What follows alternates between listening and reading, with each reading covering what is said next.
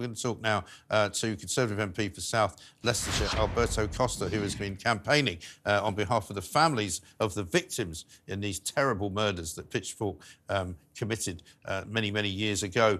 Alberto, very good to see you. Welcome to the new turbocharged Independent Republican Mike Graham from 9 to 11 in the evenings. Finally, they've made the right decision, the parole board.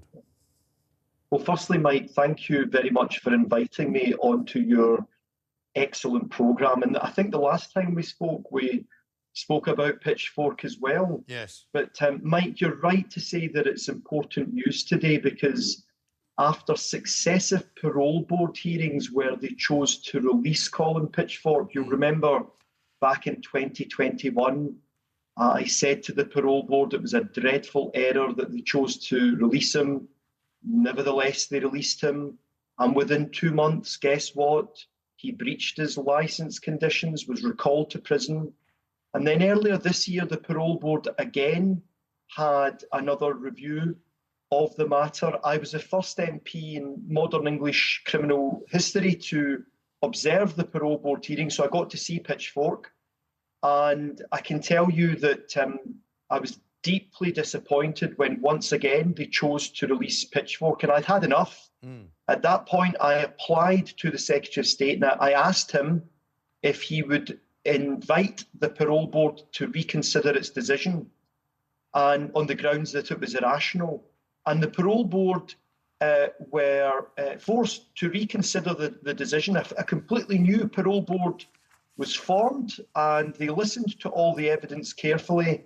And thank goodness, Mike, they've come to the right decision finally on Pitchfork. And they've concluded that now is not the right time to release this dangerous man, because upon the evidence that they saw, he could not demonstrate, Pitchfork that is, that he no longer posed a danger to the public. And can I finally say this, Mike? We must never forget the 2 young women who were raped and brutally murdered by Pitchfork, Linda Mann and Dawn Ashworth. This isn't about Pitchfork today. It's about those 2 individuals, the families of those 2 individuals and the friends who remember those 2 individuals as if it was yesterday when they were brutally and callously murdered. So it's been a success today to keep Pitchfork behind bars where, as I've said many times in your programme before, he deserves to be. Yes, exactly. And so, from what you're saying, it sounds as though they may get another chance for parole again with Pitchfork, because let's not forget, the reason he was recalled the last time was because he was found hanging around outside a girls' school. And, of course, the 2 victims of his from prior were both 15 years of age. So, sure, I don't understand the system. I mean, if you breach your parole, surely what should happen is that you go back to the beginning of your sentence and you start all over again.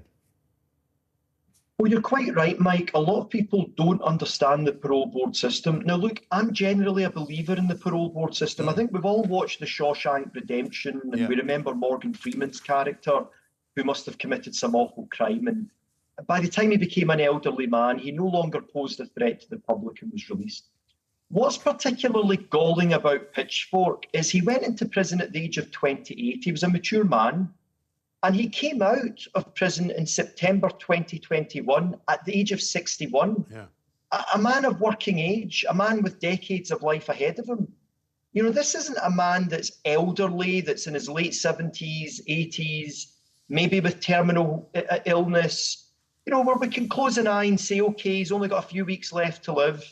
This is a man that's got decades of life ahead of him. And I think it's wrong for a man who's committed those sorts of murders to be released. And I'm very glad that today, finally, the parole board has seen sense and has agreed with me, and it's agreed not to release this dangerous man. So it's a good result today for the people of South Leicestershire, who have given me the comfort and the strength as their Member of Parliament to keep fighting this case over many years, which is what my team and I have been doing. Absolutely, Alberto, and I thank you for that, and thank you for coming on, and I'm sure we'll speak again. Alberto Costa there, MP for South Leicestershire.